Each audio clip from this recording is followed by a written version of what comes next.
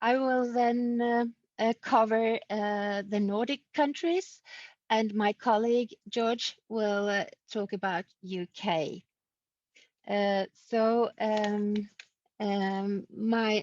To start with a presentation of myself, I work as an international leader here at the teacher department at NTNU in Trondheim, Norway. I have worked as a language teacher for 15 years, so that is my background. Now next, I'll start my presentation. Sorry. Okay.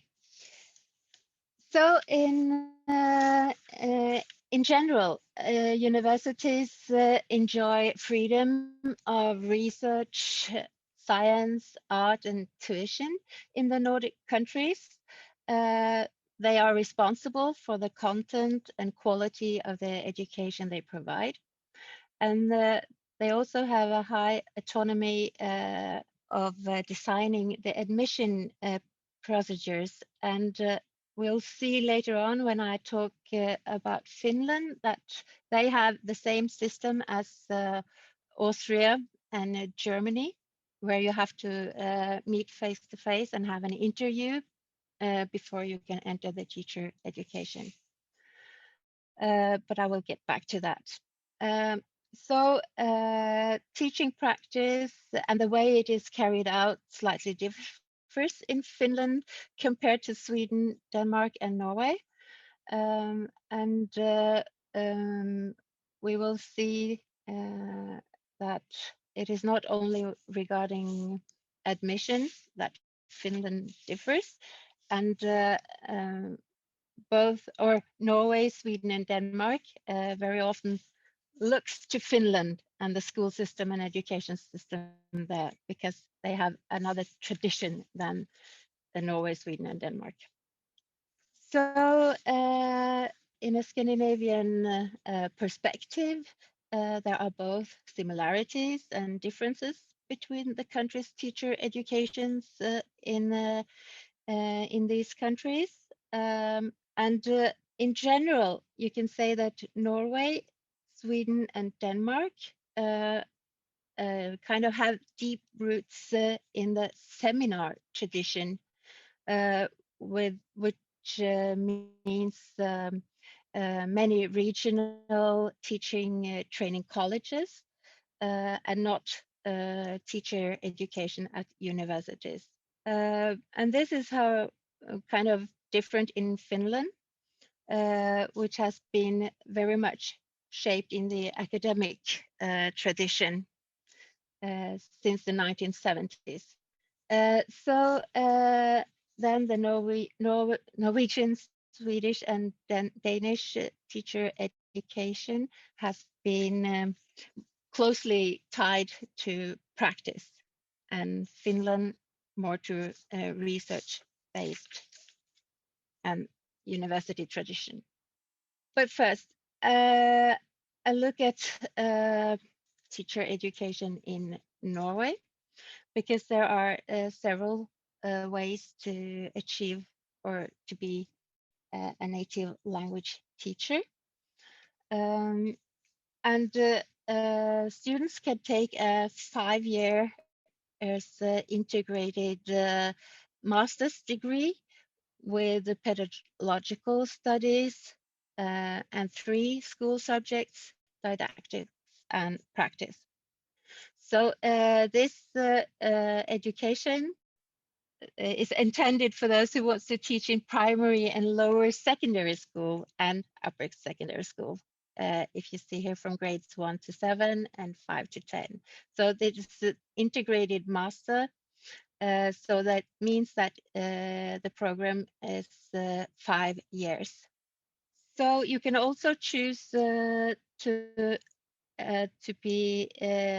take this one, the secondary teacher education for grades 8 to 13. And then you have a master's degree and 2 school subjects.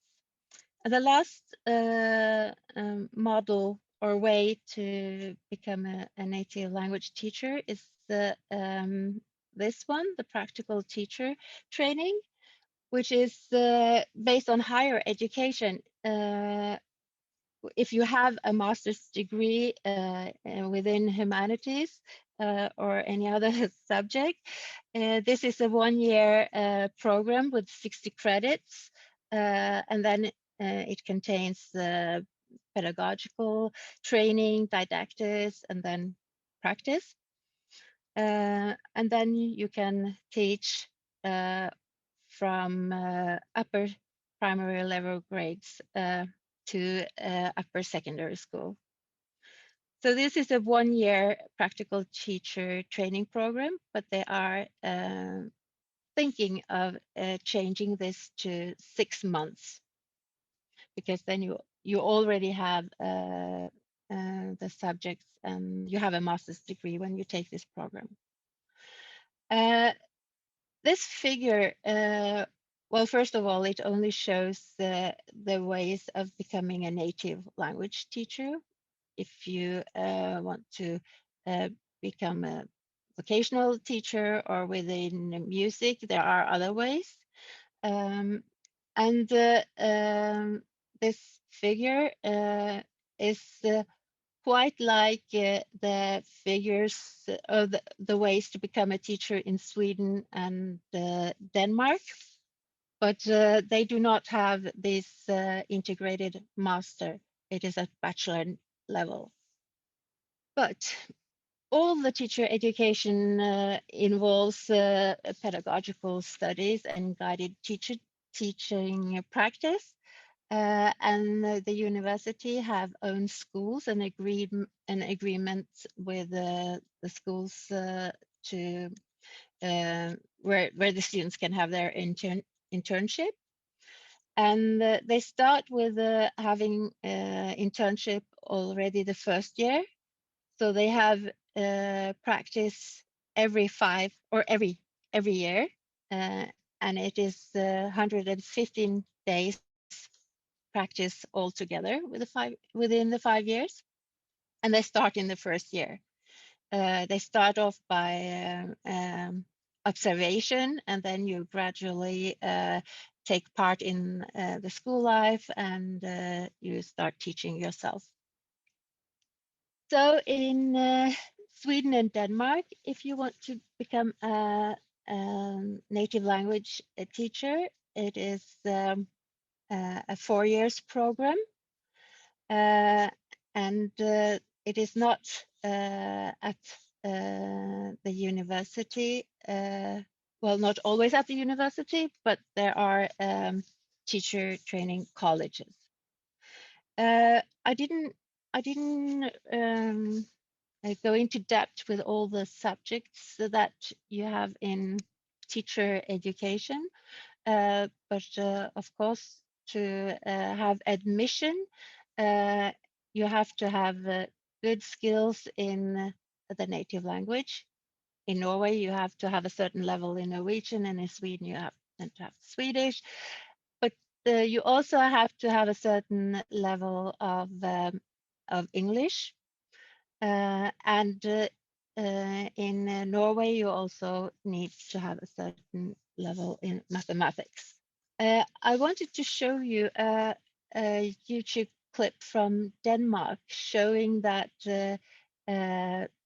they are also very occupied of empathy literacy in the teacher education, within teacher education. And let me see now if I can share this with sound.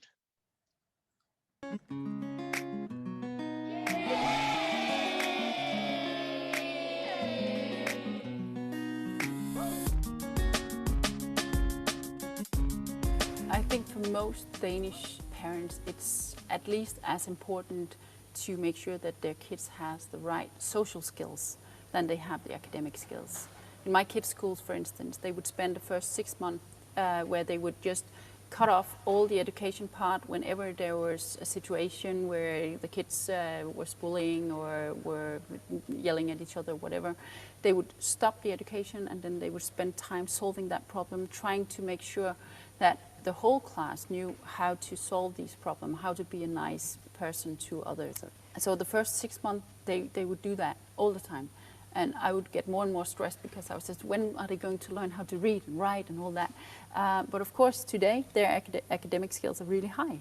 Because when you feel comfortable, when you're confident, when you are not stressed, when there are no bullying, when you are aware of all the things that you can do and all the things that is part of this social environment that is in the classroom, then you will achieve better. Then you will be more confident also in the academic way. So for me, it's very important that you have the academic skills, but you also have the social skills.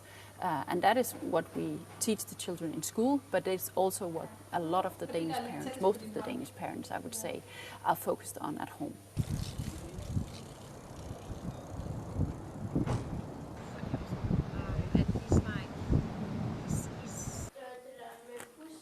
Ja, lige præcis. Så hvad var det, jeg sagde til jer, der var vigtigt? Today, what you've been doing today is called Klassensstime, or you're saying it's a little bit, it's an extension of that, is that? Yeah, it's sort of a development of Klassensstime because we're more focused now on developing each and every student, but also developing the community that the class represents. So the focus is both on the individual behavior, but also what is good for and in the group. The way that we educate students in Denmark is quite different.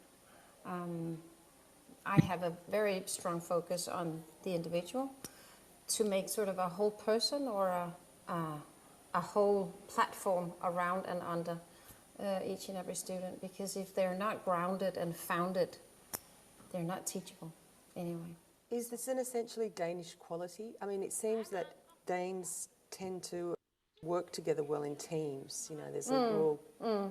We have it a lot in sort of all educations that you, even if you study law, if you study for a teacher, if you study medicine, there are lots and lots of group. And we've group exams also for the for the oldest students here. And why do you think that's so important in Denmark? I think it's important because you develop sort of a sensitivity and a careness for other people. And it gives you pleasure in the end to know that you lift others as well. We are a team!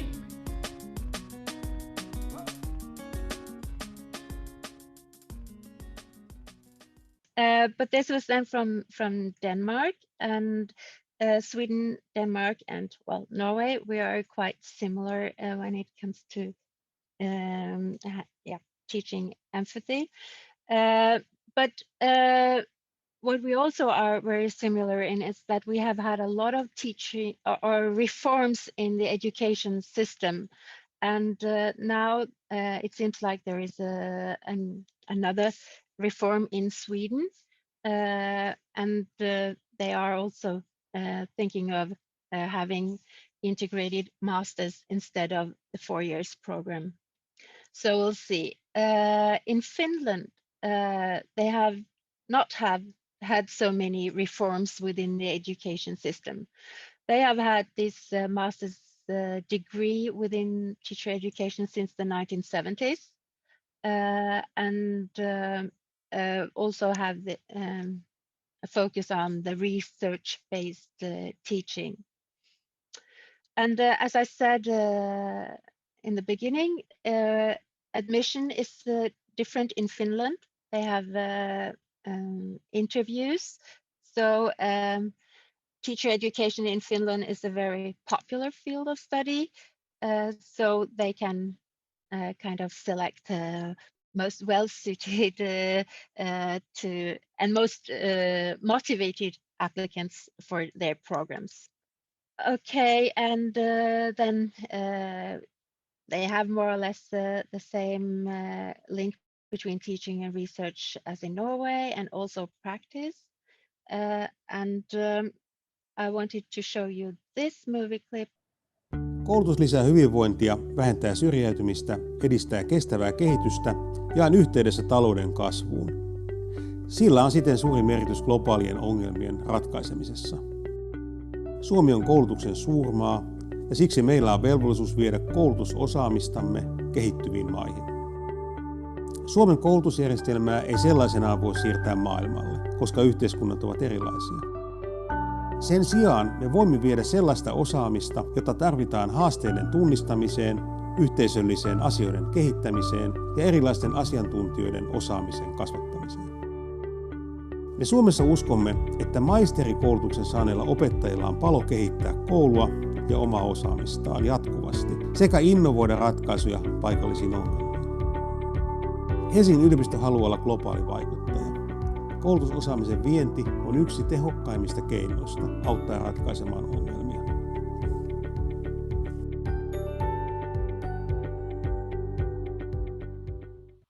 So this was the mapping of the Nordic countries, and then my colleague George will continue with UK, which also is actually 4 countries. George, are you there? Yep. Yep. Thank The floor is Katrine. yours. Okay, let me just share my screen as well. Okay, yeah. So my name is Georgios Neokleous, and I'm associate professor here at the Norwegian University of Science and Technology, and I in the Department of Teacher Education, basically teaching English to pre-service and in-service teachers. Okay, so the UK education system is divided into primary and secondary schools, and we have 5 key stages: the early years foundation stage, key stage 1, so key stages 1 and 2, basically primary school education, and then secondary school for key stages 3 and 4. Our teaching content is quite broad and covers a whole range of national curriculum subjects, including, of course, English, math, science, foreign languages, design and technology, geography, so all of these different subjects. And they also offer careers guidance as well. That is for key stages 3 and 4. That is for secondary school education. Okay, now to teach in England and Wales, applicants need to gain the qualified teacher status. This can be obtained on an initial teacher training program, which could be school or university based. Upon finishing the course, of course, assuming that applicants meet the standards, they are awarded a qualified teacher status and become a newly qualified teacher, so NQTs, as they are called, ready to undertake their induction year. Scottish teachers, so in Scotland, they need a degree as well and an initial teacher education qualification. And upon completion of this qualification, they need to actually undergo a probationary teaching year. In Northern Ireland, applicants need to complete an undergraduate Bachelor of Education, so the BEd program, or there's also the option of a 1-year postgraduate certificate, so PGCE. If not, this also applies to all of these, to the UK, Scotland, and Ireland as well. If applicants want to teach in the country, but they're trained outside the country, they still need to get their qualifications approved by the teaching council. Yep. So there are different. So before I proceed, so it's basically interesting.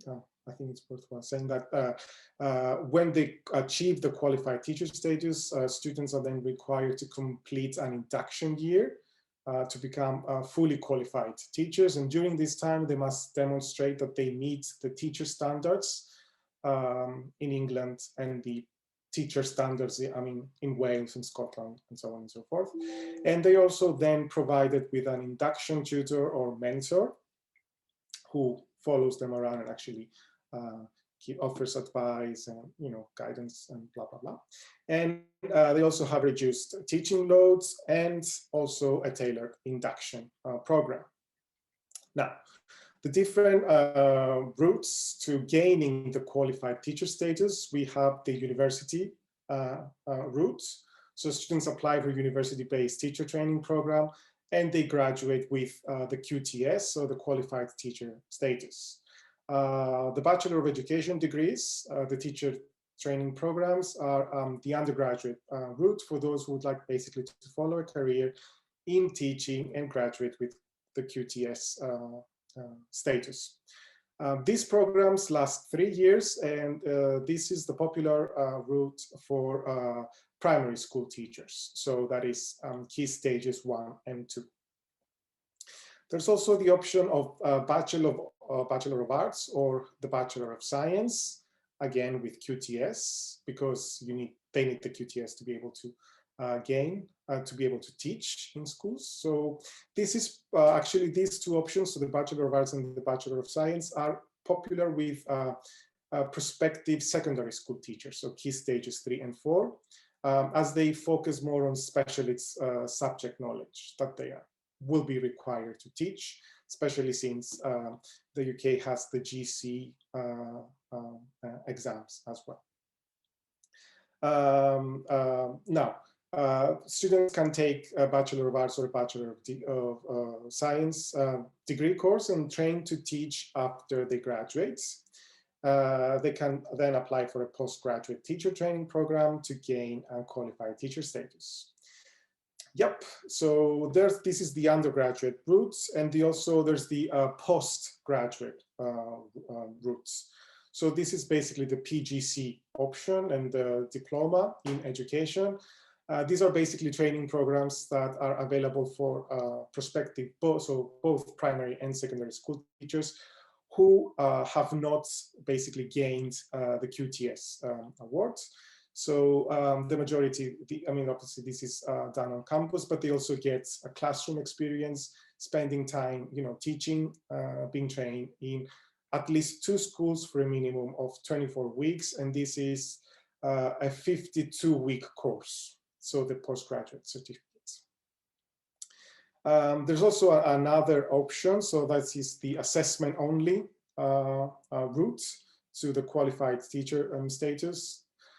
This is for unqualified teachers who wish to achieve the QTS status via the assessment only route. So if teachers have a degree and substantial experience of working in school early years or further education settings, this option allows them to gain the qualified teacher status without actually undergoing a teacher training program. There's also the more practical, so the more hands-on teacher training program that leads to the qualified teacher status. And this is actually designed and delivered by schools who have been approved as teacher training providers. Most of the training is delivered in the classroom, so as opposed to the on-campus options mentioned previously. So they work in close partnerships with universities, and they enable trainee teachers to gain a degree alongside working with towards their qualified teacher status. Thank you so much.